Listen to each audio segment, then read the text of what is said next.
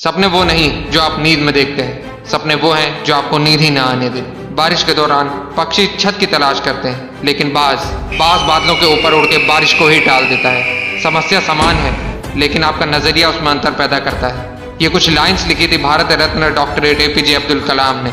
आज की इस वीडियो में मैं आपको कलाम सर की कुछ ऐसे किस्से सुनाने वाला हूँ जिससे सुन के दोस्त तेरे सोचने का नजरिया बदल जाएगा और तुम अपने अंदर एक नई एनर्जी फील करोगे। दोस्त, तुम्हें पता है कलाम सर ने शादी क्यों नहीं की? उसका सिर्फ एक रीजन था, और वो रीजन था वो सबसे ज्यादा अपने काम से प्यार करते थे।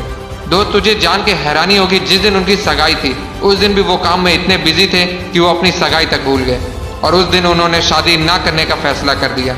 उन्होंने एक इंटरव्यू में कहा, इंसान शादी और बच्चे अपनी सेल्फलेसनेस के लिए करता है और मैं सेल्फिश नहीं होना चाहता। मैं अपनी पूरी जिंदगी अपने देश को समर्पित करना चाहता हूँ। दोस्तों, बात है 10 अगस्त 1979 की। 19 साल की मेहनत, 23 मीटर लंबा SLV-3 रॉकेट 17 टन की वजन लेके 7:58 पर आसमान में उड़ गया। ये रॉकेट 4 स्टेज में था, और ये रॉकेट सिर्फ रॉकेट नहीं था, ये सपना था उन तमाम लोगों का जो इस प्रोजेक्ट में शामिल थे, और इस प्रोजेक्ट के डायरेक्टर थे कलाम सर। वो रॉकेट पहली स्टेज तो पार कर गया, लेकिन दूसरी स्टेज में जाने के बाद रॉकेट ने काम करना बंद कर दिया, और 317 सेकंड के बाद कलाम सर और उनके लोगों का सपना कचरा बन के श्रीहरिकोटा से 560 किलोमीटर दूर समंदर में जा गिरा। दोस्त, क्या हालत हुई होगी उस वक्त कलाम सर और उन बाकी सारे साथियों की, जब उन्होंने 19 साल की मेहनत, उनका सपना कुछ ही सेकंड में समुद्र में कचरा बन के बिखर गया। कलाम सर कहते थे कि उस वक्त अंदर से मैं इतना टूट गया था कि मैं बिस्तर में जाके घुस गया, मेरी आंखों से आंसू बहने लगे। लेकिन दोस्तों, कलाम सर हार मानने वालों में से नहीं थे। वो कहते थे, पहाड़ की चोटी से उतरने से पहाड़ चढ़ने का तजुर्बा नहीं मिलता, जिंदगी पहाड़ के चढ़ानों में मिलती है, चोटी पे नहीं। कलाम सर भी इसी तरह एक एक कदम आगे बढ़ते रहे। और दोस्तों, एक साल के बाद 18 जुलाई 1980 सुबह 8:03 पे हिंदुस्तान का पहला सैटेलाइट रोहिणी अंतरिक्ष की ओर निकल पड़ा, और अगले 2 मिनट के अंदर रोहिणी सैटेलाइट अंतरिक्ष में था। कलाम सर ने बताया कि उन्होंने उस दिन जिंदगी के सबसे अहम पल जिए, क्योंकि उस दिन उनकी 20 साल की मेहनत अंतरिक्ष में थी। दोस्तों, उस दिन हमारा देश उन चंद मुल्कों में शामिल हो गया जिसके पास सैटेलाइट लॉन्च करने की ताकत थी। ये सब कुछ हो पाया एक इंसान की मेहनत, उनके नेवर गिव अप एटीट्यूड की बदौलत।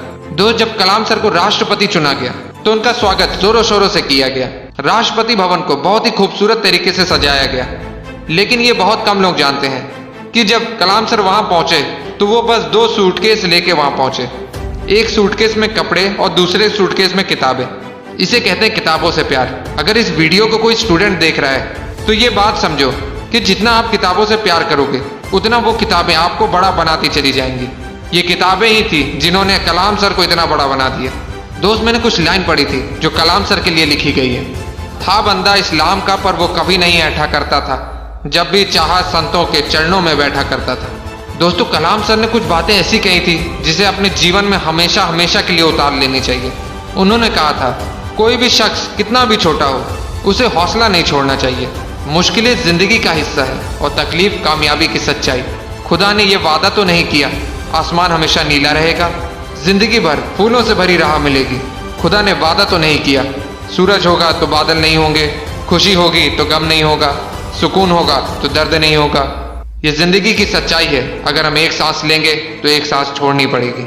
अगर कुछ हासिल करना है तो कुछ खोना भी पड़ेगा दोस्त। इसलिए अगर सूरज की तरह चमकना चाहते हो तो सूरज की तरह जलना सीखो।